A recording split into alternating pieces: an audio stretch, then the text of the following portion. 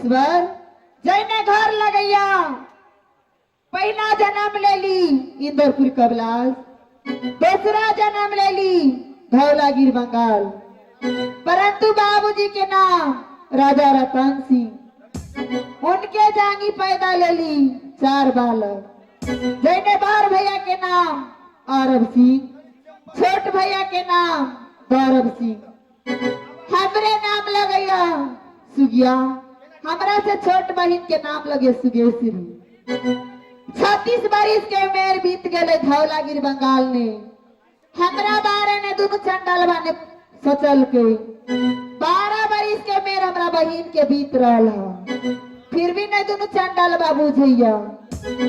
हे भगवान, 100 हाथी के बल हमरा भैया आरब सिंह के, 50 हाथी के बल भैया हमरा गौरव सिंह के, 10 हाथी के बल हमरा मंत्री साहेब के।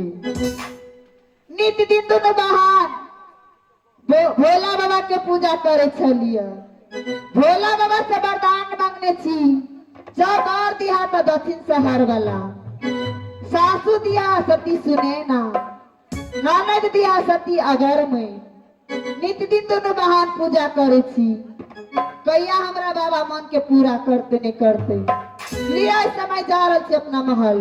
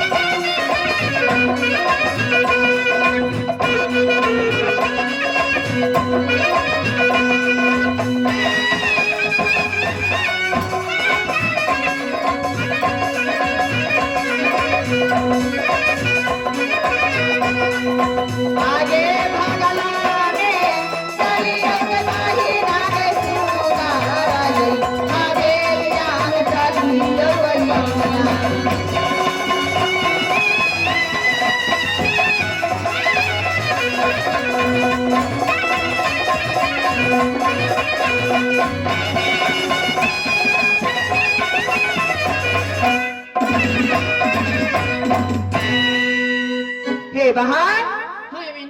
चलो इस समय अपना भैया जी लो, भैया जी दोनों बहन के से होती इंतजार नहीं है बहन। ठीक है बेना चलो। तय द्वारे लेट नहीं करू, अगर भोला बाबा के पूजा करे के से हो टाइम भेल जाइए बेना। यही रे नामी पंडार ये दुल्हनिया मन बइले।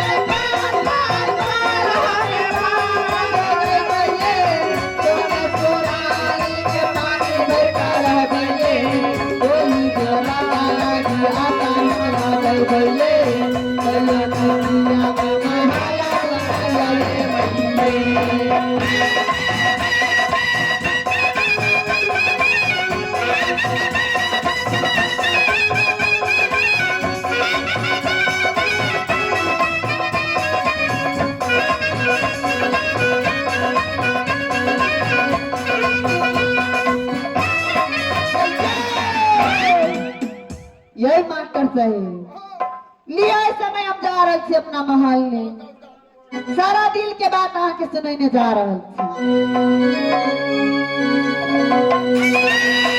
उठला